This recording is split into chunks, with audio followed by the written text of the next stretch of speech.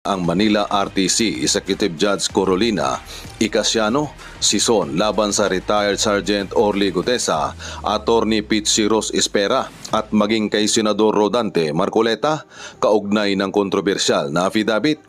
Ngunit taliwas sa bigat na ibinibigay ni Lacson sa isyu ng notaryo, ilang abogado maging si Senador Rodante Marcoleta at si dating Representative Mike Defensor ang nagsabing hindi ito dapat gawing sentro ng usapan. Giit ni Defensor, imaterial na ang issue na questionable notarization dahil mismong si Gutesa ay nagbigay na ng sworn statement sa Senado at iyon ang tunay na may bigat na bilang na ebidensya.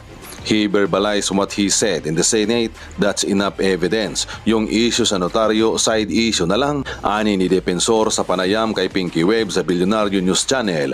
Dagdag pa niya, ginamit lang umano ang notaryo na issue para i-discredit si Gutesa at ilihis ang investigasyon